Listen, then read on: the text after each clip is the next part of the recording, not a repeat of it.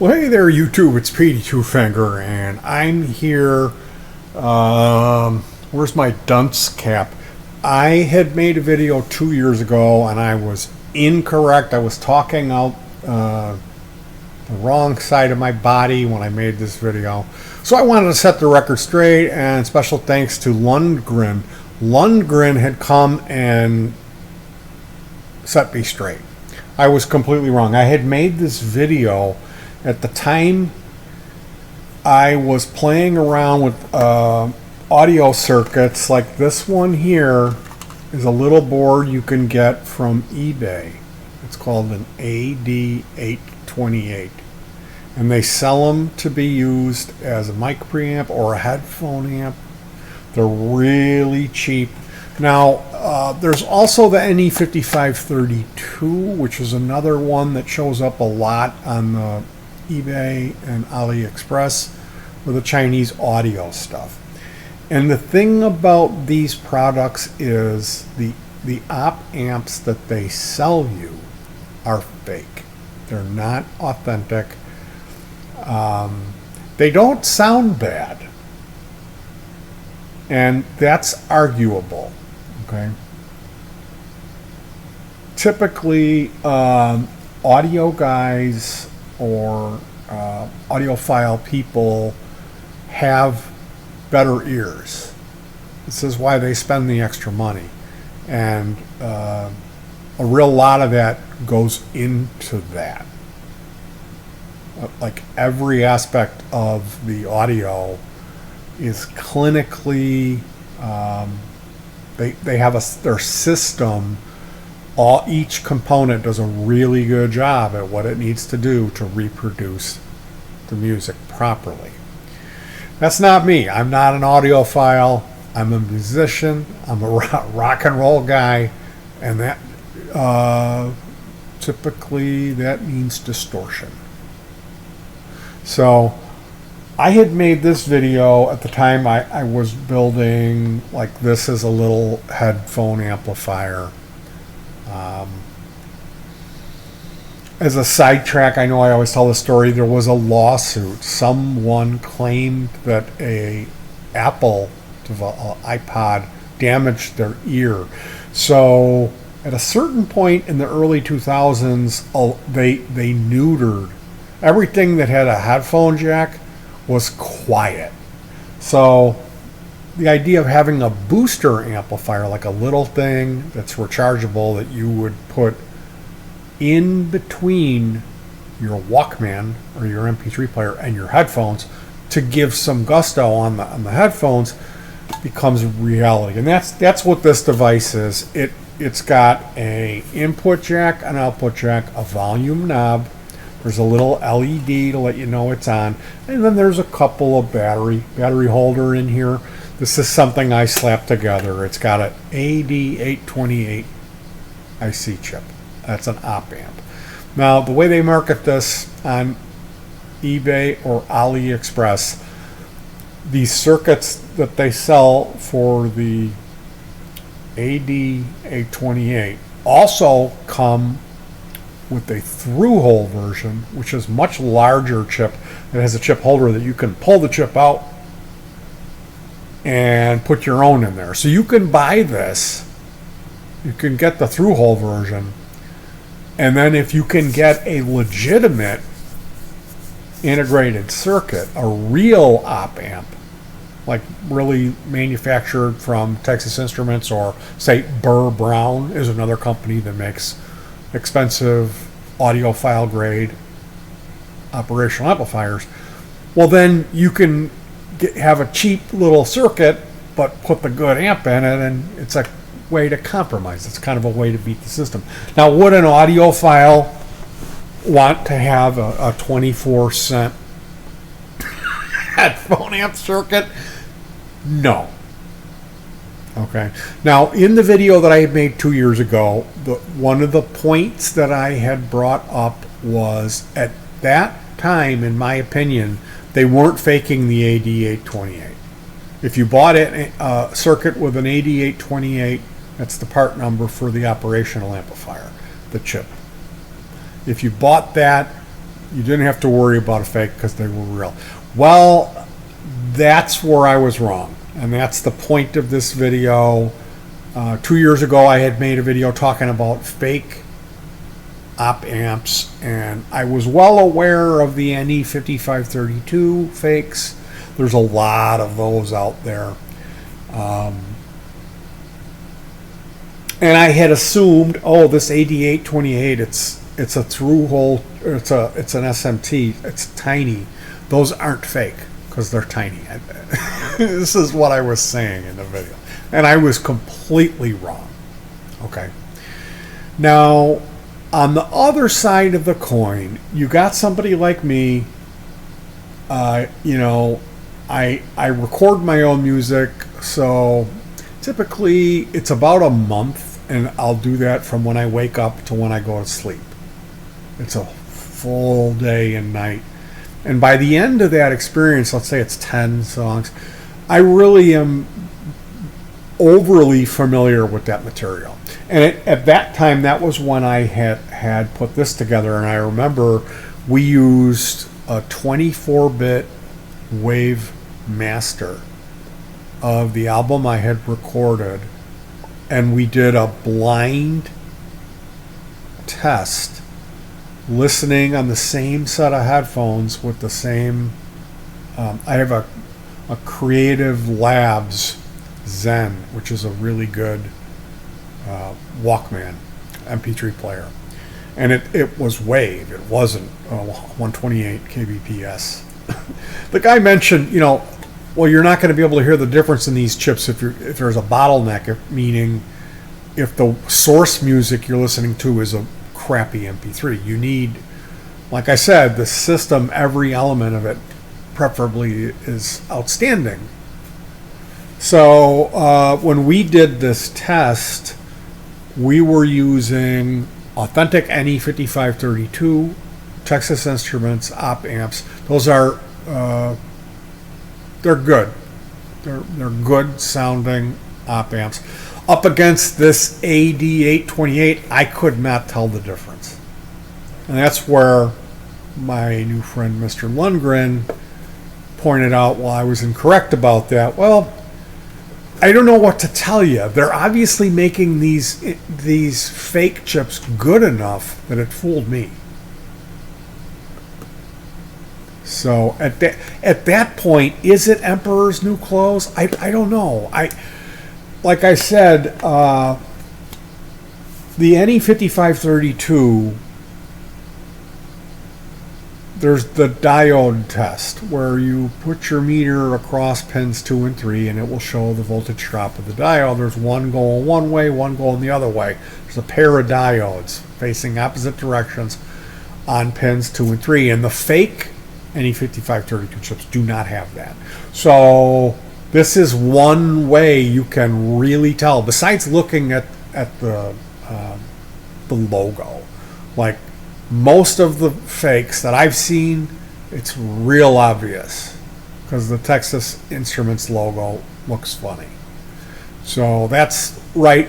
The first way that I can tell is by looking at the chip. Does the logo look legitimate? And if it does, then you can take your meter, put it on pins 2 and 3, and then it comes up and says, you know, 0.497, the voltage drop. You got it. It's a good chip. So we used the same circuit, and we had one with a legitimate ne5532 and the other one with the ad828, which is a fake.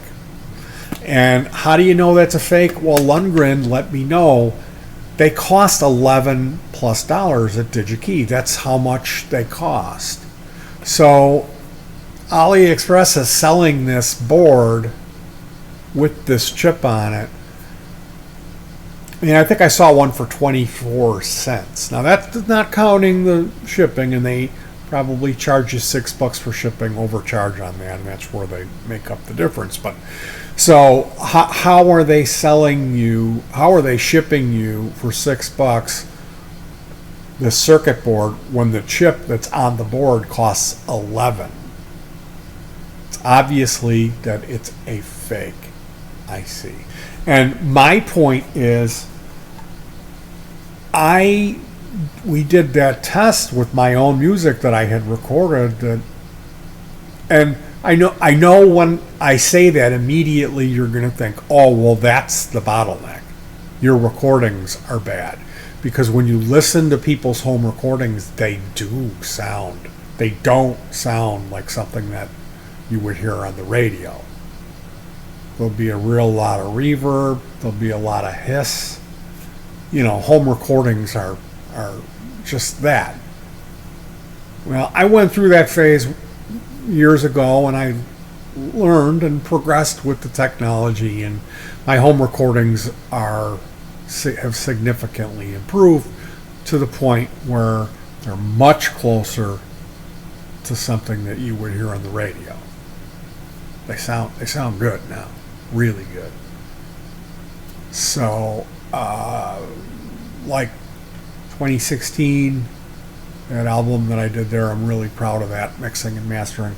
So, I have the rig, like this rig here, the 8828 rig. I use this, there was that lawsuit. Somebody claimed that an Apple iPod hurt their ears. So they neutered everything. Everything that was manufactured that had a headphone jack on it after 2005, they reduced the volume output considerably. So I built this to overcome that. So I have a little box. If I want loud headphones, I can plug this in between whatever my source is, and this thing cranks. And this is that ad828. This is the fake chip. And I gotta tell you, I really like the way this sounds. Will I replace this with a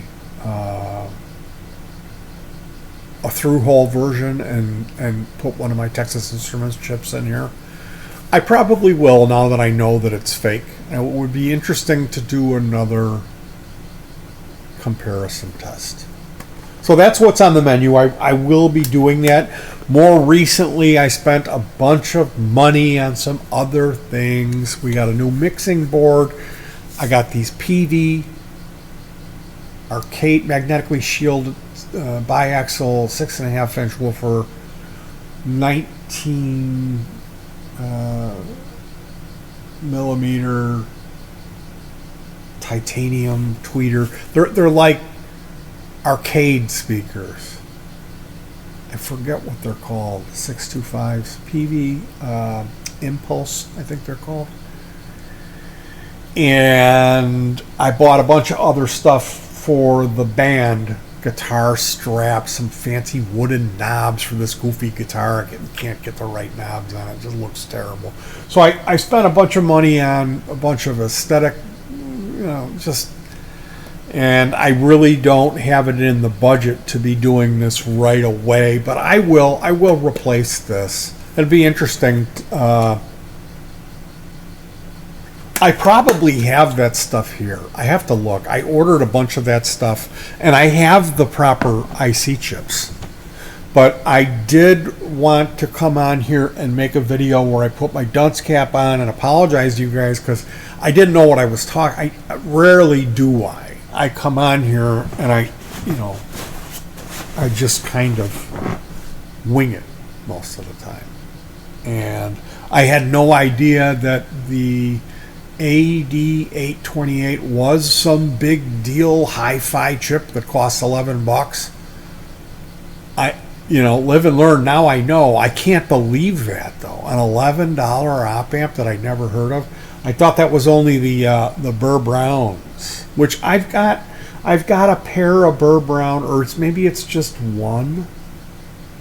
Yeah, I think it's just one. I got it. It was like $4 for this op amp. It was like $5, and then right after that they went up to like $7.50 or $7.99, like $8. But that's what's in my headphone amp that I monitor everything when we're jamming, when we're playing with the duo in here. I've got this PCB that I purchased where I removed the through hole fake ne5532, does not pass the diode test, and I got a real legitimate Texas Instruments one, put that in there. And then I built an EQ which has the Aphex Oral Exciter on it. And that has a pair of ne5532 Texas Instruments legitimate authentic op amps in there. There's a pair of them in that. So the signal comes out of the mixing board and goes into the EQ. And I do run that Aphex Oral Exciter circuit. I do run that in there. And then coming out of there into this Burr Brown, it had a stereo potentiometer, which I removed, and I put in a pair of potentiometers so I can individually adjust right and left, because my one ear is a little deafer than the other. I run it a little hotter. It sounds better that way to me. And that's the setup that I use. This with the counterfeit ad828. This is like if I got my multi-effector, I'll piggyback this to run in between my Superlux headphones and the multi-effector, or my computer. I run this as a booster amp. So it's one of those things. We did like a blind Pepsi challenge where I set up these headphones and we would listen to it with the one chip, the ne5532, and then we would swap it over the we had two of the same circuits. One was the through hole, and I pulled the fake chip and put a new chip in it, and then the other one was this, and we would switch them out with the same headphones using the Creative Labs Zen, which is a really good, it's better than an iPod, and that was 24-bit wave files that I had mixed and mastered. And the reason I didn't use Steely Dan Aja is because I'm not familiar with that. I could have used Mr. Bungle California, that's another really good reference mix, but I used my music, and both me and my wife could not tell a difference. And the way, psychologically, the way that I went into this test was I wanted to prove that the ad828 was, that was my bias. And I didn't. I ended up making this video where I said I couldn't hear the difference. So that should tell you, yes, the chip is fake. Does it sound bad? No. Not to my ears, not to my test. And this is where we have to agree to disagree. You can tell me that I'm full of it and that there's a bottleneck and that I'm listening to a 128 kbps MP3 all you want, but I'm going to tell you to pound sand, because this imitation, this fake op amp, to my ears on this test that we did, it really performed well. So whatever die that they're using to make these, it's good enough to fool me. So do you, as a DIY person, do you need to concern yourself with this stuff? Because when you get to a certain point with the audio stuff, it's emperor's new clothes. It's you have the peace of mind because you know that your chip is authentic. That's the deal. Can you hear a difference? Well, there's going to be people that are going to claim they can. If you went through a scientific debugging of that process, I would lean on the side of them being full of shit. That if you tested them enough and asked them to point out which one is the actual cork sniffer op amp and which one is the fake ad828, that it would come out 50-50. They wouldn't be able to tell. So until I go through this process again and I have to go through my hardware and see, do I have a through-hole board? So I'm going to do that. I'm going to do that, and maybe there'll be another video. If I have this stuff, maybe I could do it. I could set up that test. But there's been quite a few videos on this channel about this subject. And I guess I shouldn't talk about it because I get people that know more than me about it that come in and set me straight. And then I'll go to their channel and there's not a single video on it on their channel. Like, hey, Lundgren, make a video. You obviously know way more about it than me. Anyway, don't listen to me. I'm a goof. That's what I always say. Don't listen to Petey. Don't do what Petey does. No. Bad. Not good. Anyway, you guys, I got to get back to playing Bloons TD. Bloons is a game with monkeys that throw darts at balloons and pop them. And that's about right at my intellect level. Something a fifth grader would be doing. Anyway, you guys, thank you so much for joining me on this incredibly nitpicky, ridiculous waste of time video. I mean, what's the point? The chips are fake, but they sound good enough to pass the Pepsi challenge. So there kind of is no point. But that's debatable. That's debatable. Until you do the test with your own ears, don't believe anything. And nothing is written in stone. And I don't want to come off like that either, because until I go through this again and test it again. Because Lundberg is telling me you can't hear the difference. He's telling me I'm listening to 128 kbps MP3s. But there's a bottleneck somewhere in my system. I should be able to hear the difference with this. But me and my wife both did this test and we couldn't tell the difference. That's why I was convinced that the ad828 was some newer chip that's good, that is cheap but sounds really good. And it turns out the ad828s that you get from eBay and AliExpress are fakes.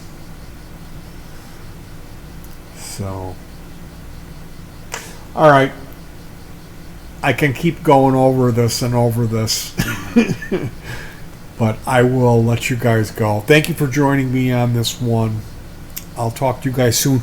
Remember to hug your pets. That's the most important thing. Show an animal some honest love and affection today. And enjoy the rest of the weekend. Peace.